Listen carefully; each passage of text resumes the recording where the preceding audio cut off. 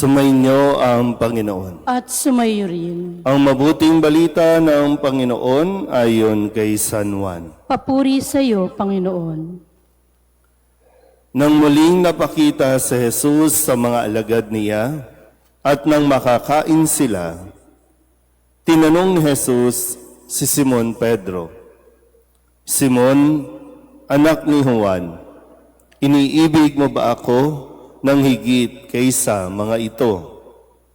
"Opo, Panginoon, nalalaman ninyong iniibig ko kayo," tugon niya. Sinabi sa kanya ni Jesus, "Pakanin mo ang aking mga batang tupa." Muli siyang tinanong ni Jesus, "Simon, anak ni Juan, iniibig mo ba ako?" Sumagot si Pedro, "Opo, Panginoon, nalalaman ninyong iniibig ko kayo." Ani Jesus, "Pangalagaan mo ang aking mga tupa."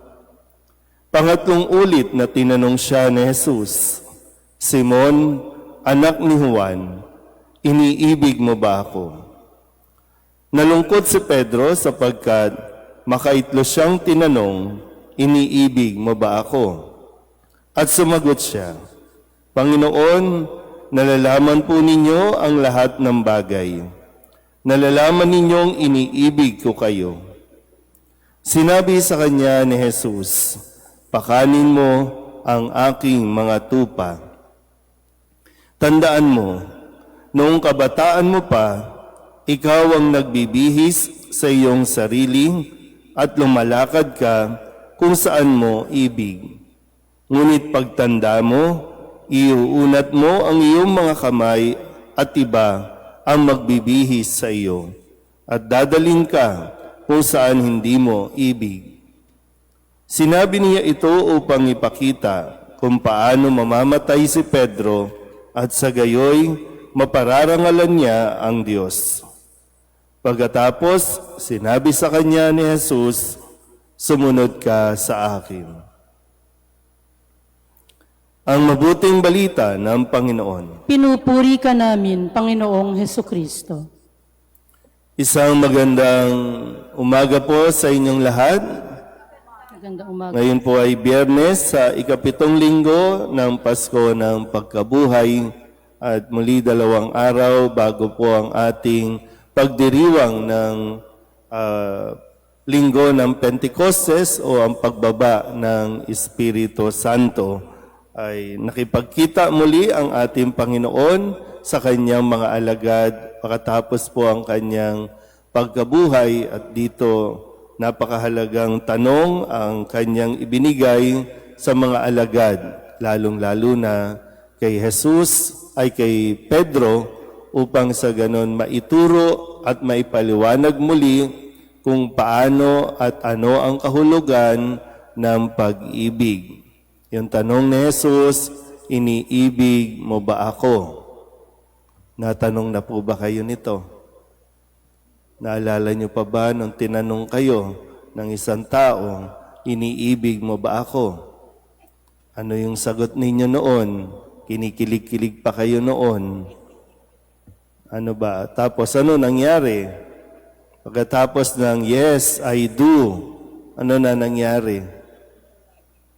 Kasi kapag yung sa mga sabihin nating, yung sa mga medyo bago-bago pa, mga bata-bata pa, mga teenager pa, parang talagang yung love na sinasabi ay talagang napakatamis at marubdom na sinasabi nating harangan man ng tabak, hindi kayo mapipigilan. Harangan man ng tabak o kahit sino pang kumontra, ipaglalaban namin ang aming pag-iibigan. Pero kaya nga dito, napakadali pong magsabi ng iniibig kita. Napakadali din namang sagutin na yes, iniibig din kita. Pero yung kasunod niyan, yung hindi natin masyadong iniintindi o inuunawa. Kasi ang pag-ibig, kung magmamahal ka, handa ka ba sa responsibilidad na kaakibat ng sinasabi mong pag-ibig. Kasi muli sabi ni Kristo, Simon, iniibig mo ba ako? Opo. Ano ang kasunod na sinasabi? Responsibilidad. Pakanin mo, alagaan mo, ingatan mo ang aking mga tupa.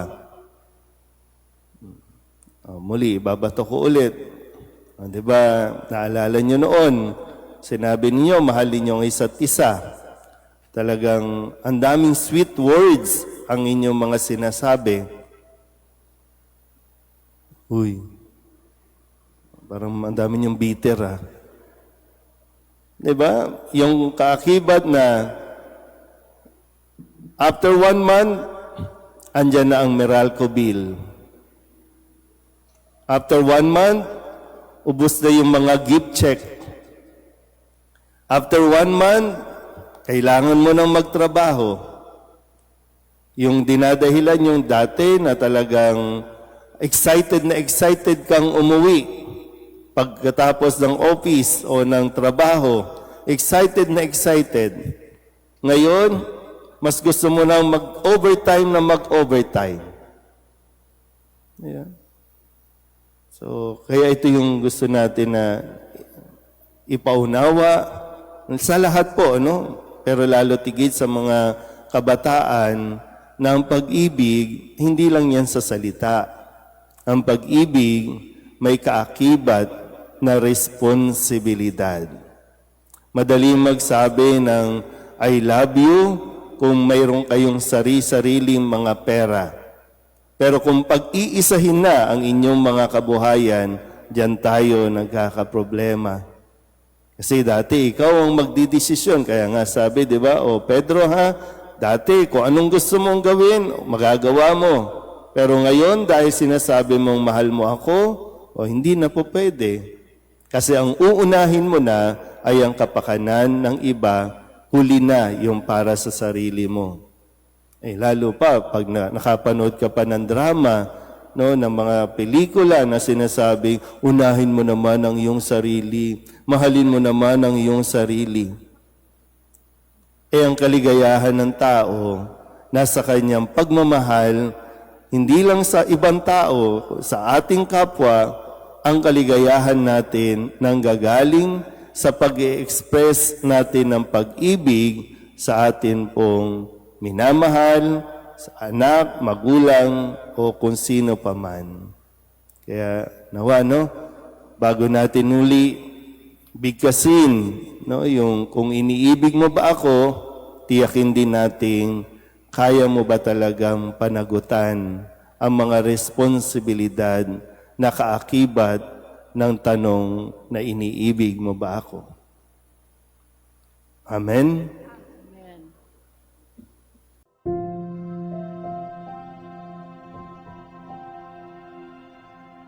Amen.